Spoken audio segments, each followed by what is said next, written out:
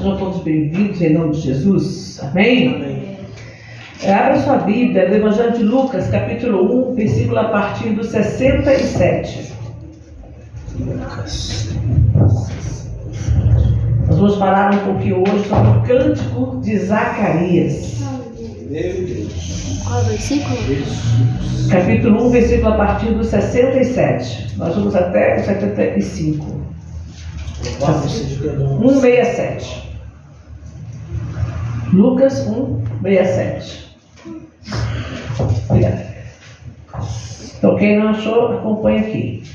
E Zacarias, seu pai, foi cheio do Espírito Santo e profetizou, dizendo: Bendito o Senhor, Deus de Israel, porque visitou e remiu o seu povo, e nos levantou uma salvação poderosa na casa de Davi, seu servo, como falou pela boca dos seus santos profetas desde o princípio do mundo, para nos livrar dos nossos inimigos e das mãos de todos os que nos aborrecem, e para manifestar misericórdia a nossos pais, e para lembrar-se do seu santo concerto e do juramento que jurou a Abraão, nosso pai, de conceder-nos que, libertados das mãos de nossos inimigos, o servíssemos sem temor, em santidade e justiça perante Ele todos os dias da nossa vida. Meu Deus eterno. Obrigado, Senhor. Obrigado, ó Deus Todo-Poderoso, pela tua bondade e misericórdia. E porque o Senhor inspirou homens, ó Pai, como Zacarias, para te adorar, Senhor, de forma profética, Senhor. Deixando para nós um legado, deixando para nós uma palavra, deixando para nós uma direção, Senhor, de como agir, de como lidar com situações. Meu Senhor glorioso, obrigada por cada um dos benefícios que o Senhor tem preparado para nós. E hoje, ó Deus glorioso, fala aos nossos corações através desta palavra. Fala, ó Deus Todo-Poderoso, e abre o nosso entendimento, o nosso coração, ó Pai, porque nós estamos aqui e precisamos conhecer a tua palavra. Reconhecemos, ó Pai, o quanto necessitamos de ti. Reconhecemos o quanto necessitamos, ó Pai, da tua presença, do teu poder em nossas vidas. Reconhecemos, ó Pai, que nós precisamos dia após dia da sabedoria que vem do alto, Pai. Por isso nós oramos e nos prostramos diante de ti, para que o Senhor fale conosco, em nome de Jesus. Em nome de Jesus, o teu amado Filho. Aleluia e graças a Deus. Irmãos, podem sentar. Uma coisa que eu quero falar com você hoje, sobre esse cântico de Zacarias. Ele nos ensina a servir a Deus sem temor. Né? A gente fala, poxa, mas peraí, a gente tem que temer a Deus? Sim, temor a Deus, mas sem temer as coisas desta terra, sem temer o adversário. Porque tem gente que está servindo a Deus, sabe por quê? Medo de ir para o inferno. Eu sirvo a Deus porque eu tenho medo de ir para o inferno. Não tem temor a Deus, ele tem medo do mal. Então, às vezes, você vai ver uma pessoa se abrigar em determinado lugar, não porque ela está depositando naquele lugar a confiança, mas porque ela está vendo que o mal vem ao seu redor. Por exemplo, você está numa situação de perigo, e aí, de repente, você encontra uma porta aberta, tem um cão solto, tem alguém doido na rua te perseguindo, você entra na primeira porta que tiver. Você entrou ali para se abrigar, por quê? Por causa do medo. Não é porque você conheceu o dono da casa. Porque nessa hora a pessoa entra na primeira porta que abrir. Não é porque você confia nas pessoas que estão ali. Você fez porque você estava fugindo do perigo. Então existem pessoas hoje que estão na casa de Deus ainda, mas elas estão fugindo do perigo lá fora. Porque lá fora está complicado, porque está sendo perseguido, porque está passando por uma situação financeira difícil, porque está sofrendo dentro de casa. Então a pessoa chega na casa de Deus por causa do perigo em si, e não pelo temor de Deus. Quero deixar uma coisa bem clara, para não haver confusão. É claro que quando nós viemos para a casa de Deus, a gente vem com uma carga de problemas, de lutas. Só que eu tenho que entender que eu estou indo para um lugar de abrigo real, aonde eu vou entrar na presença do Todo-Poderoso, que pode me dar livramento, que pode me abençoar. Meu Deus. É diferente de quando eu vou simplesmente fugindo de alguma coisa. Amém? Eu estou passando por um problema e eu vou me abrigar num lugar seguro. É uma coisa. Eu estou passando por um problema e eu vou correr para o primeiro esconderijo que aparecer. É uma outra situação. Então nós precisamos entender isso, nós precisamos aprender, tá? a ter esse entendimento. Eu estou servindo a Deus porque eu temo o seu nome. Aleluia. Eu tenho temor de Deus e então, por conta do temor que eu tenho ao Senhor, eu vou procurar abrigo nele. Então Zacarias ele está deixando isso aqui claro para cada um de nós. Ele lembra que Zacarias, quando recebeu a notícia do nascimento de João, ele ficou mudo? E ele ficou mudo por 9 meses completos. Porque ele volta para casa, Isabel concebe, e aí ele fica 9 meses. Quando João, aliás, um pouquinho mais, nós estamos quase os 10 meses mudo. Porque quando ele volta, aliás, quando Jesus é apresentado, João é apresentado no templo, estava com 8 dias, mais os dias que ele chegou até sua casa, que ele esteve com a esposa, para a esposa conceber, quase 10 meses ele sem poder falar, e provavelmente surdo. Porque a palavra diz que eles perguntaram por acenos como é que João chamaria. Ou seja, ele provavelmente também não estava ouvindo. A Bíblia não entra nesse detalhe, mas diz que eles falavam com ele por acenos. Né? Então você entende o quê? Peraí, você só fala com acenos para um surdo. Se ele estivesse ouvindo bem, provavelmente não. Então existe essa possibilidade também dele estar surdo. E aí ele continua. Aí quando ele pega uma tabuinha e escreve o seu nome é João, aí a língua dele se solta. E se solta de uma maneira maravilhosa, porque ele já começa a profetizar. E essa profecia que ele fez, que nós acabamos de ler, ela torna-se um cântico. Você vê que o título é o Cântico de Zacarias. Não sei se na hora ele profetizou em cântico. Tem gente que profetiza em cântico. Ou se simplesmente ele cantou e depois disso foi colocado como cântico, eu não sei. Nunca parei para examinar sobre isso. Quem sabe depois eu lembro de fazer isso. Agora a palavra diz, o que é importante, no versículo 67. E o seu pai foi cheio do Espírito Santo. Olha como isso é importante para a gente entender. Em primeiro lugar, ele passou por um momento de dúvida. E no momento de dúvida, ele foi penalizado com a falta de falar, da fala. Tá? Ele ficou mudo. Então, a incredulidade gerou para ele, provavelmente, a surdez, né? E ficou mudo também. Depois, quando passa-se aquele tempo todo, e também isso foi um sinal para o povo, para as pessoas perceberem que alguma coisa estava acontecendo. Tá? Não vou ver só como um castigo na vida de Zacarias, tá? Mas também como um sinal para todas as pessoas que estavam presentes. Quando ele pega lá a tabuinha e ele escreve lá, o seu nome é João, ele estava mostrando, eu sei que Deus fez isso. Porque o anjo falou que o nome dele seria João, e é João que vai ser o nome dele. Ele estava ali dando uma prova da fé, da confiança que ele tinha aprendido a ter em Deus. E na hora que ele escreve, a língua dele se solta e ele começa a profetizar. Aliás, e ele é cheio do Espírito Santo. Lembre-se que nessa época o Espírito Santo ainda não tinha sido derramado. Isso só depois de mais de 30 anos depois. Quando Jesus ainda vai nascer, Jesus nasce, Jesus morre, Jesus é recebido aos céus, depois mais um tempo que veio o Espírito Santo.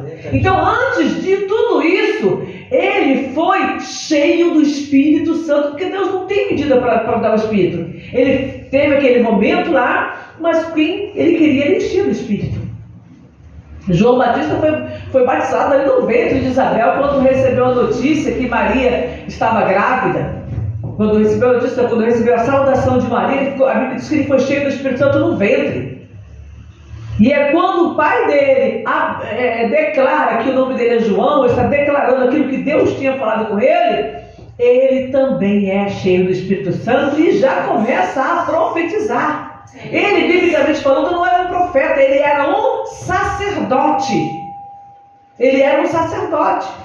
E agora ele está profetizando para a nação de Israel. E ainda profetiza mais à frente para Maria também. Santo Deus. Então ele diz, bendito o Senhor. A palavra profética, ela precisa glorificar a Deus. Aquele que está nos concedendo a palavra. Então ele já começa declarando dessa maneira. Verso 68. Está acompanhando ali? 68. Bendito o Senhor Deus de Israel, porque visitou e remiu o seu povo. Deus visitou e remiu o seu povo. Profético. Por quê? Ainda haveria de acontecer. Jesus estava no ventre de Maria. Jesus ainda não tinha nascido, porque ele é 3 meses mais velho. 6 meses mais velho que João. Quando o anjo fala, a tua prima está lá e já está 6 meses, ela está grávida. Então, Jesus ainda ia nascer. Jesus estava com 3 meses no ventre, ainda tinha mais 6 meses pela frente, e ele profetiza, Deus já visitou e já remiu o seu povo. Jesus não tinha nascido, muito menos morrido. E ele já está ali anunciando que Deus já visitou e já remiu. Porque o que Deus fez, ele fez desde a fundação do mundo. Amém? Deus fez muito antes de João Batista, muito antes de Zacarias, muito antes deles. Deus já tinha predito, Deus já tinha preparado. E nós vamos ver isso lá em Gênesis, quando fala sobre a serpente lá, quando Deus dá o castigo, Deus fala, e o filho da mulher pisará a cabeça da serpente, vai esmagar. Deus já estava com tudo preparado. Então agora já está próximo de se cumprir. E aí ele profetiza, bendito o Senhor Deus de Israel, porque visitou e remiu o seu povo, e nos levantou o quê? Uma salvação poderosa. Não era a salvação que eles esperavam, eu estou sempre repetindo isso aqui, não era a salvação dos romanos, não era a libertação do jugo romano, como também não é para nós hoje a salvação dos nossos problemas. Tem gente que se converte, vai para a igreja, peraí, entreguei a minha vida para Jesus, me batizei, recebi o Espírito Santo e agora eu não tenho mais problemas. Agora está repreendido, está amarrado, pesa a mão Jesus, e a pessoa fica toda se achando, né? E não é assim. A gente vai enfrentar luta, vai enfrentar problema, eu que digo. Vou fazer 40 anos em fevereiro que eu entreguei a vida para Jesus. Quantas lutas e problemas continuam surgindo em todas as áreas? Aleluia. A diferença é que hoje eu tenho paz com Deus. Amém? A diferença é que os problemas hoje não roubam a minha paz. A gente pode até passar um nervosinho aqui, uma ansiedade ali, uma aflição de aquele momento, mas o teu coração e teu espírito estão em paz com Deus. Glória a Deus. A convicção de que o Senhor já me salvou, isso que ele fala aqui, Deus já visitou, já remiu o seu povo, isso me dá segurança, me dá tranquilidade para eu permanecer na presença dele. Aleluia. Apesar das lutas, dos problemas, das dificuldades, eu permaneço. Por quê? Porque eu acredito nele. Não é no meu mérito. Não é na minha... agora eu sou escolhido, eu sou aquele dia do papai, acabou. Cai de quem pisar, de quem maltratar a menina dos olhos de Deus. Oi? Tocar. Ai de quem tocar na menina dos olhos de Deus. A pessoa fica se sentindo aquela pedra preciosa favorita. E se esquece do martírio dos apóstolos. Hoje eu estava lendo sobre cada um deles, como morreu, cada um dos apóstolos. Um deles, acho que é Tomé, agora eu não vou lembrar, o Tiago, não lembro. Segundo, porque tudo isso não tem registro bíblico da morte de cada um. Mas antes de ser decapitado, ele foi escalpado. Arrancaram o couro dele. Segundo, as tradições lá Arrancaram. Pensa, uma pessoa viva, você vai virar arrancar teu couro. A gente dá um cortezinho na mão lá na cozinha, já dói a vida toda. Né? Você passa a mão no arame em algum lugar, você se machuca já, você já fica ali arrepiado, agoniado, aflito. Então, se Deus permitiu que os servos dele passassem por isso, quantos outros hoje estão morrendo aí? Quantos são torturados? Né? Você vai acompanhar algumas portas abertas, por exemplo, que é missões, outros que trabalham em missões, você vai ver quantas torturas, quantas coisas horríveis essas pessoas passam.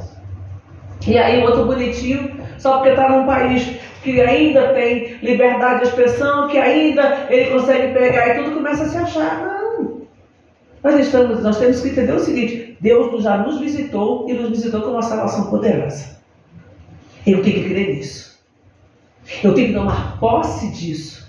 Eu tenho que compreender que eu estou servindo a um Deus poderoso.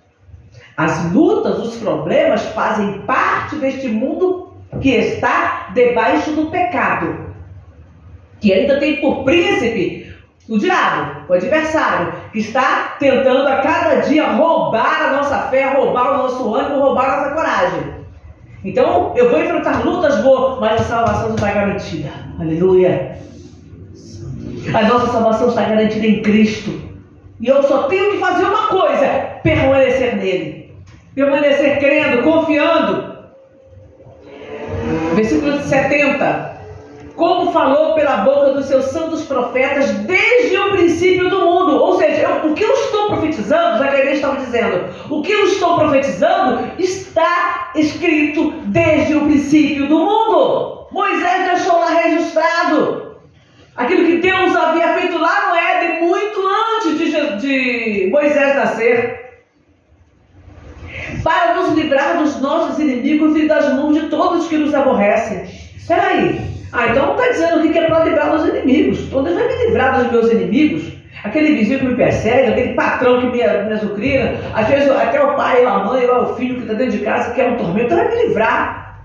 E aí Deus não livra e a pessoa fica assim: como? Pastor, mas eu estou orando, pastor, eu estou orando, e a luta é grande. E a minha mãe me persegue, me amaldiçoa, meu pai me persegue, me amaldiçoa, ou meu filho está me ameaçando porque quer dinheiro para droga, ou porque quer dinheiro, quer que eu venda a minha casa para dar o dinheiro para ele, quer herança em vida. Como assim que Deus me livrou dos meus inimigos? Como? Eu moro num país comunista, eu moro num país qualquer tipo de ditadura, seja militar, seja comunista, seja religiosa. Eu moro aqui, eu sofro aqui ainda a perseguição, os inimigos estão aqui ainda. Os inimigos podem ainda assim acabar com o nosso corpo. Mas quando a nossa fé está em Cristo, nós conseguimos vencer. Estevão morreu apedrejado. A Bíblia diz que as entranhas dele se derramaram. E como estava Estevão?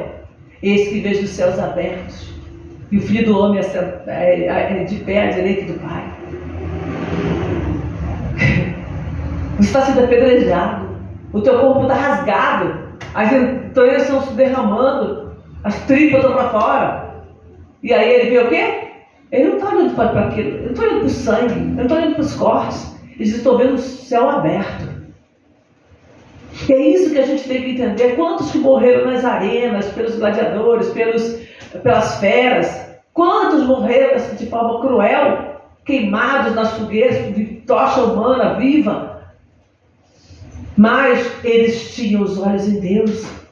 E eles não negaram, nem debaixo da tortura, do sofrimento, não negaram a Cristo, porque eles tinham em mente algo muito maior. Por isso que eu falo, que a palavra fala, do Senhor que fala, a palavra fala que nós temos que servi-lo sem temor. Não é sem temor de Deus, pelo contrário, muito temor ao Senhor, mas sem temer o homem. Porque o homem pode acabar com o nosso corpo, mas aquilo ali é um tempo. Mas quem vai nos dar a vida eterna é o Senhor Jesus. É Ele que está conosco em todo o tempo, que vai nos abençoar e nos capacitar para viver e para manifestar misericórdia a nossos pais e para lembrar-se do seu santo concerto. Aqui ele estava falando ainda do concerto de Abraão. O concerto que Deus fez com Abraão, de dar aos seus filhos a terra. Mas nós também temos um concerto que foi feito com Cristo ali na ceia, a última ceia dele com os seus discípulos. Este é o meu cálice, bebei dele todos. Isso aqui é a minha carne, pega o pão, comei dele todos, porque a minha carne verdadeiramente é comida e o meu sangue verdadeiramente é bebida. E aí ele diz: eu desejei muito comer essa Páscoa antes que eu padeça, né? Eu não vou comer mais não, a não ser lá no reino dos céus com vocês. Nós temos uma promessa. E é nessa promessa que a nossa confiança tem que estar depositada. Não nos terrores e nos temores deste mundo, mas a nossa promessa, a nossa confiança está em Deus, porque é dele que vem a promessa.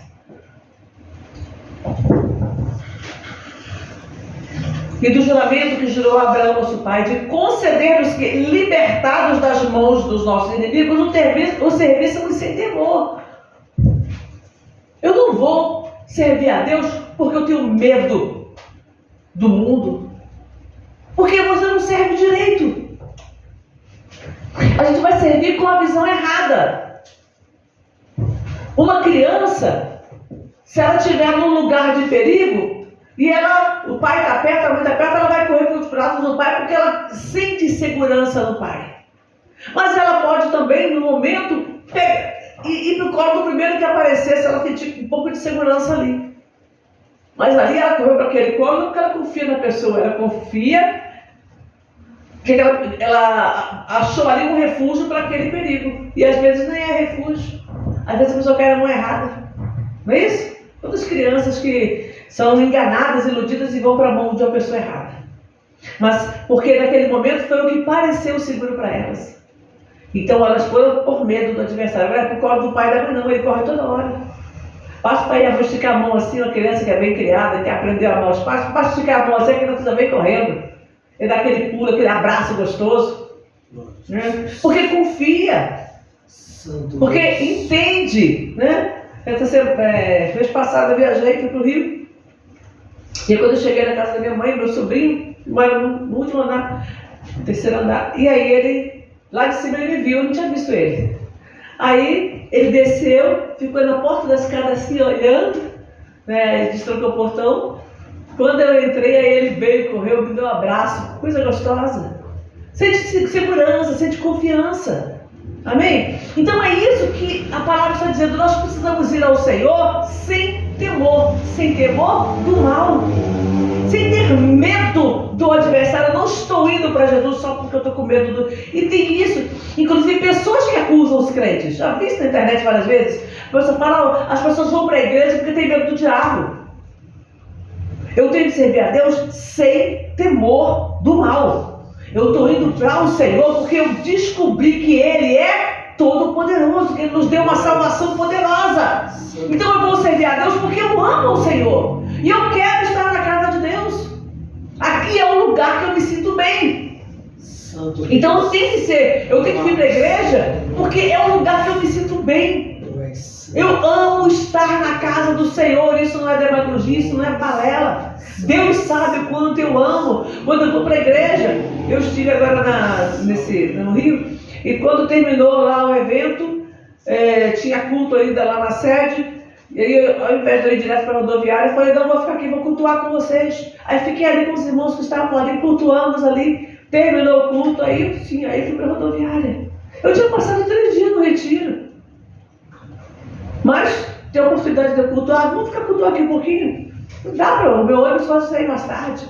Vamos ficar aqui um pouquinho. Fiquei ali, cultuei. Ouvi a palavra, depois me foi dada a oportunidade, ministrei também uma palavra. Mas eu estava ali querendo mesmo ouvir. E aí foi bom eu ouvir. E aí Deus falou comigo, inclusive até eu anotei alguma coisa, que depois eu fiz uma reflexão sobre aquilo. E aí depois eu mandei para o pastor, falei, essa reflexão foi aquela palavra que você ministrou lá, inspirada naquela palavra. Então é importante você ter amor. Eu vou para a casa de Deus porque eu amo a Deus. Eu posso amar a igreja. É bom quando você ama a igreja, é bom quando você ama os irmãos, é bom quando você ama a liderança, mas eu vou para a igreja porque eu amo ao Senhor. Se eu vou, e presta atenção no que eu vou te falar, presta bem atenção no que eu vou te falar, porque isso pode salvar a tua vida. Quando você serve ao Senhor, quando você descobre que Deus ele é onipotente, onipresente, onisciente e que Ele é o teu Salvador, você vai para a igreja por causa do Senhor. Porque se em algum momento você vê alguma coisa da liderança que te desagradar, você não desvia. Porque nós somos homens. Podemos errar, mas você não desvia. Porque a tua fé está firmada no Senhor. Aleluia. A tua fé está naquele que é teu Salvador. Aquele que proveu para você uma salvação poderosa. É nele que tem que estar os meus olhos. Já vi muitos problemas ao meu redor. Quantos anos servindo ao Senhor? Quantos problemas a gente vê no dia a dia? Quantos escândalos você vê? Mas a minha salvação está em Deus. Os meus olhos estão nele. Amém. E é nele e a Ele que eu sirvo. Nossa. Então eu não vou arredar pé. Santo Deus. Quando a Bíblia diz no Salmo 91, 1000 cairão ao teu lado, 10.000 à tua direita, mas tu não serás atingido. A pessoa entende errado. Ela acha que não vai sofrer nada. Como eu falei, né? Ai, de quem tocar a menina nos olhos de Deus, ninguém toca em mim. E aí quando alguém toca, a pessoa fica toda escandalizada. Quer desviar, quer se afastar. Não é isso, não. 1000 cairão ao teu lado, 10.000 à tua direita, mas tu não serás atingido. Aí vem, somente com os teus olhos olharás. E verás, a recompensa é com Deus. A recompensa dele é com Deus. Não é que vai cair todo mundo morto do meu lado, não. Não é que quem olhar para mim, meu Deus do céu. Outras afrontas que eu já passei. Se fosse assim, eu já tinha visto um monte de gente morrer. Não vi, não. Tá todo mundo vivinho por aí. Mas eu continuo de pé. Amém? Eu continuo de pé. Porque eu estou olhando para Jesus. Eu estou olhando para o autor e consumador da minha fé.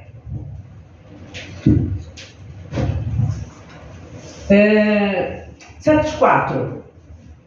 De conceder-nos que, libertados das mãos dos nossos inimigos, o servíssemos sem temor, em santidade e justiça perante Ele todos os dias da nossa vida. Então eu fui liberto das mãos dos meus inimigos, daqueles que me aprisionavam, do adversário que me levava ao vício, que me levava ao pecado, que me levava ao ceticismo, que me levava à idolatria, cada um com o seu pecado. Que levava à prostituição, que levava, enfim, cada pessoa as suas lutas, os seus pecados. Então eu fui liberta, porque o inimigo aprisiona a gente. E nós éramos escravos do pecado, sim. Da rebeldia, né? Da mentira, do engano, nós éramos escravos. Então nós fomos, pelo conserto dele, pela misericórdia dele conosco, e por ele se lembrar do conserto, ele nos libertou, para que o servíssemos sem temor, não, é o medo, como eu já falei, em santidade e justiça perante ele todos os dias da minha vida. Então agora eu vou servir ao Senhor em santidade. O que é santidade? O que é ser santo? Ser santo quer dizer ser separado. Separado de tudo aquilo que pode trazer contaminação. E aí é interessante quando a gente lê no Antigo Testamento, principalmente o livro de Levítico, mas você encontra também nos outros livros, tanto proféticos quanto do Pentateuco, mas no livro de Levítico fala muito sobre a questão da santificação. Qualquer coisa podia contaminar.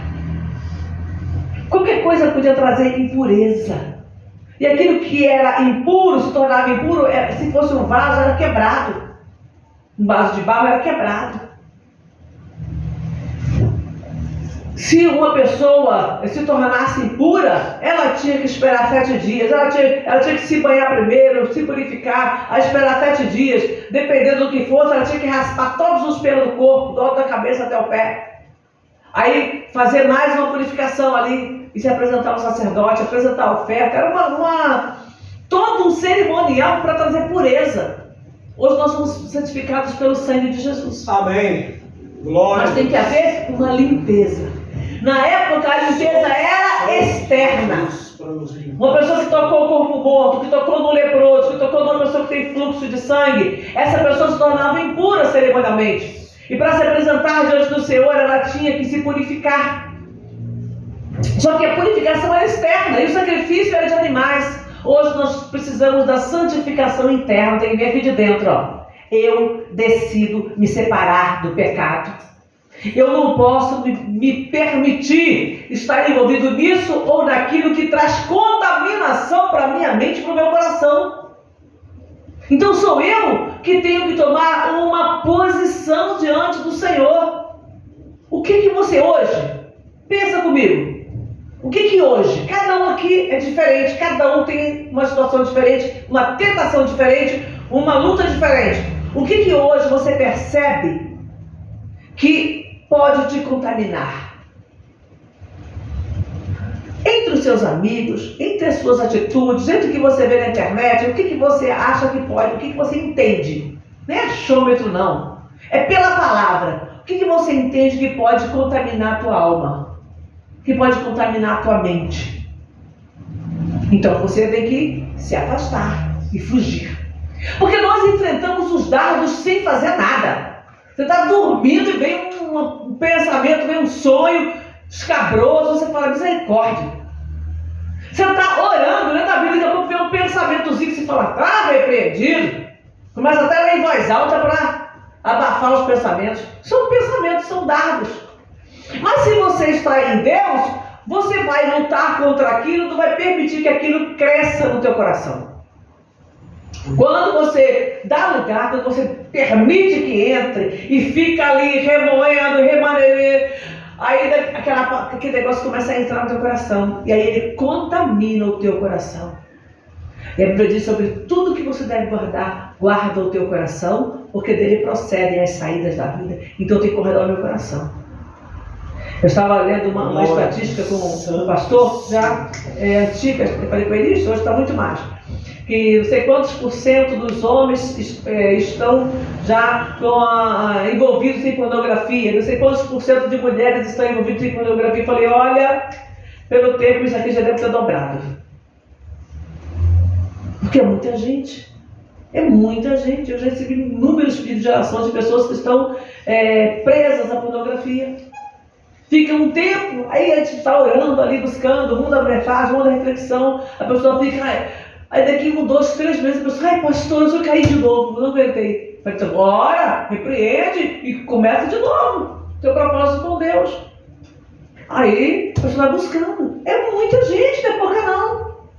Casamentos acabados por causa de pornografia. A pessoa prefere a tela do que a mulher, do que o marido do lado. Então, é eu que vou me santificar. Eu que vou escolher. Isso é ruim para mim. Isso está destruindo a minha vida. Jogos. Quantos crentes presos aí nesses jogos que tem aí de internet? Tem um bem famoso aí, não vou ficar dando bola para ninguém falando o nome, mas tem um monte de crente preso neles. Não é pouco não. Quantas pessoas estão envolvidas em jogos? E o dinheiro que era para estar dentro de casa, para trazer sustento, não, mas eu vou jogar porque eu vou ganhar, dessa vez eu vou ganhar, eu sonhei com isso, eu sonhei com aquilo, e eu vou jogar, eu vou ganhar, eu vou pagar minhas dívidas. Fica mais sem dinheiro ainda, um buraco, um abismo chama outro abismo. E a pessoa vai ficando presa. E depois ela não consegue, depois vira vício. No começo era só o desejo de enriquecer, só que depois vira vício, e a pessoa está na dívida, não. Eu não vou conseguir sair desse buraco. E aí fica jogando e apostando, e a pessoa vai indo. Mas porque fulano ganhou. Gente, o número de inscritos é muito pequeno, então para nós, todo mundo sabe, está aí, para quem quiser ver, procura na internet. A grande maioria dos jogadores de loteria que ganharam muito dinheiro, acho que, se não me engano, de 70% a 80%, acabaram com todo o dinheiro. Pouquíssimos souberam usar o dinheiro adequadamente. Foram os que foram assassinados por familiares e por amigos para pegar o dinheiro. Que maldição! Mas as pessoas não percebem. As pessoas não atentam, acham que dá para ganhar e dá para ser feliz.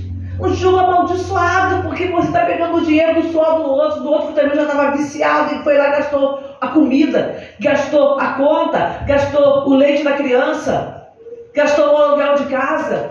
É esse dinheiro que a pessoa está ganhando. Então é um dinheiro amaldiçoado. A Bíblia diz: do suor do teu rosto comerás o teu pão, mas a pessoa não enxerga. Não tem entendimento para compreender. Então, para que o seguíssemos sem temor, em santidade e justiça perante Ele todos os dias da nossa vida. Vou ler agora o 76 em diante, que eu não tinha lido ainda. 76. E tu, ó menino, serás chamado profeta do Altíssimo, porque hás de ir ante a face do Senhor a preparar os seus caminhos. João, ele veio para preparar o caminho de Jesus. Ele começa pregando e anunciando, e depois, quando ele é preso, Jesus inicia então o seu ministério, para dar ao seu povo conhecimento da salvação na remissão dos seus pecados. Você só tem salvação quando os seus pecados são remidos, quando você toma posse daquilo que o Senhor fez na tua vida e abandona os pecados, coloca eles ali no Calvário, pelas entranhas da misericórdia do nosso Deus, com que o Oriente do Alto nos visitou, para alumiar os que estão assentados em trevas e sombra da morte, a fim de dirigir os nossos pés pelo caminho da paz.